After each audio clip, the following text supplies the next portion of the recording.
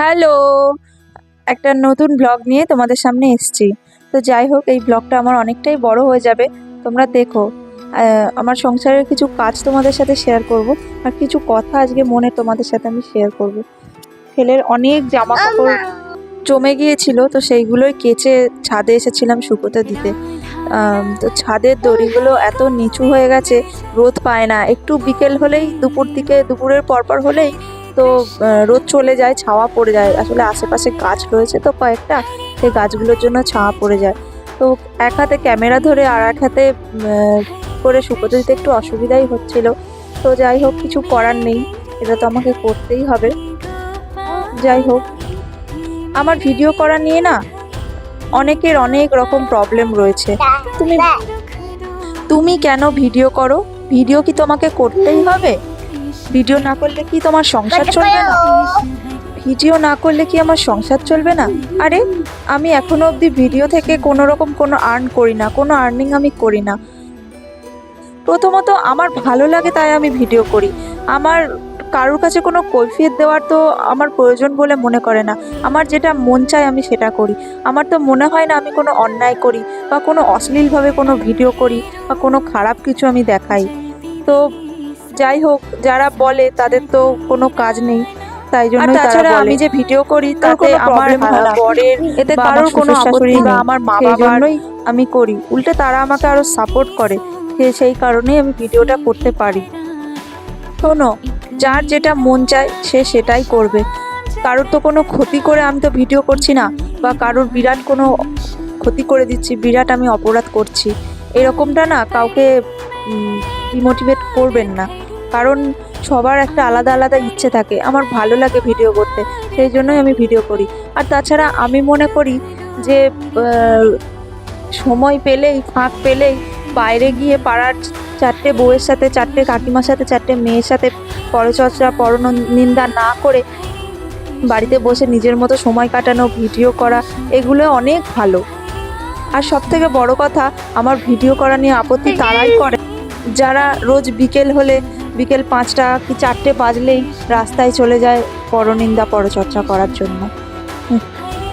আমি তাদেরকে বলছি, আপনারাও দুটো ভিডিও করে দেখুন না, দুটো ভিডিও এডিট করে পোস্ট করে দেখুন না, একটা ভালো লাগা সৃষ্টি করুন না।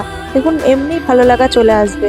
এরকম অন্যের ব্যাপারে কে ভিডিও করছে, কে কি করছে, কার ঘরে কতটা অশান্তি হলো কি না হলো, ওসব না দেখে একটু নিজের চরকায় তেল দিন, একটু নিজে ভালো থাকার চেষ্টা করুন।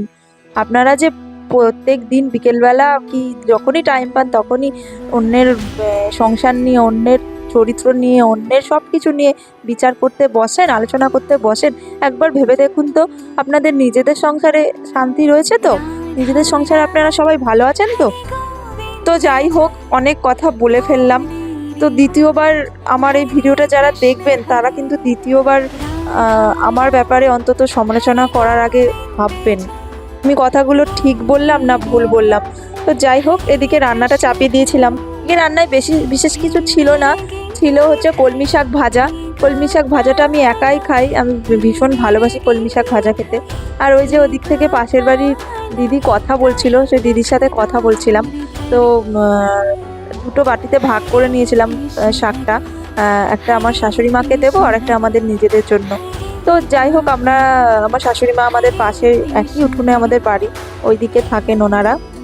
যে যার মতো আলাদা থাকা, খাওয়া সব কিছু আলাদা আলাদাই হয়। যে যার মতো যথেষ্ট ভালো আছি। তো যাই হোক, আমাদের সম্পর্ক কিন্তু খুব একটা খারাপ না, ভালোই সম্পর্ক। আর ওইদিকে আমার বর এনেছিল পোলট্রির মাংসের হচ্ছে ওই মেটে, স্টমাক, এগুলো এনেছিল। আমি এগুলো কখনো রান্না করিনি, প্রথমবার রান্না করলাম। তো ভালোই লাগলো খেতে, খুব ভালো লাগেনি। আসলে মাংসর সাথে একসঙ্গে খাই তো অতটা বুঝি না, তো খুব খারাপও লাগেনি। আসলে কষা কষা করে রান্না করেছিলাম, তো ভাত দিয়ে খেয়েছিলাম বলে আমার অতটাও ভালো লাগেনি। এটা রুটি দিয়ে খেলে হয়তো ভালো লাগতো। তো যাই হোক, এই যে এদিকে মশলাটা মাখিয়ে নিচ্ছিলাম, তো তোমাদেরকে সেটা দেখালাম।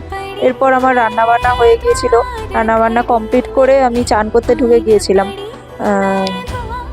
ও না না না, রান্নাবান্না কমপ্লিট করে আমি স্নান করতে ঢুকে যাইনি। এরপর আমার ঘর ঝাড় দেওয়া হয়নি বলে আমি ঘরটা ঝাড় দিয়ে নিয়েছিলাম। বাথরুমে সব কিছু রেডি করে রেখে দিয়ে এসেছিলাম স্নান করার জন্য। তো দেখতে থাকো তোমরা। প্রথমে তো ঘরটা ভালো করে ঝাঁট দিয়ে নিলাম, কারণ ঘরের ভেতরটা খুব বালি হয়, কারণ ছেলেরা বারবার বাইরে থেকে খালি পায়ে কারণ ঘরের ভেতরটা প্রচণ্ড বালি হয়। ছেলেটা বারবার বাইরে যায়, খালি পায়ে পায়ে আসে, আবার যায়।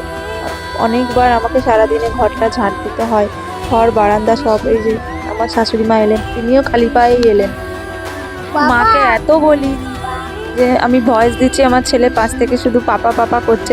না, হাই বলো। বাই বাই নয়, বলো হাই। বাই বলো হাই। বাই ও হাই বলতে পারে না, ও বাই বলে বারবার। ও বাইটাই শিখে রেখেছে একদমই। এত শেখায় ওকে হাই বলতে, হাইটাও বলতে পারে না। এই যে পাপার সাথে খেলা করছে। ওরা আমি বললাম তুমি ছেলেটাকে নিয়ে একটু খেলা করো, আমি স্নানটা সেরে আসি। তারপরে চুলটা বেনি করা ছিল, বেনিটা ভালো করে খুললাম, খুলে চান করতে চলে গেলাম। আমি প্রত্যেক দিনই মাথায় জল দিই, মাথায় জল না দিলে আমার প্রচণ্ড মাথা যন্ত্রণা করে। তো মাথায় জল দিয়ে তারপরেই আমি মাথার চুল খুলে তারপরেই আমি ভালো করে স্নান করি। তারপরে খাওয়া দাওয়া করে ব্লগটা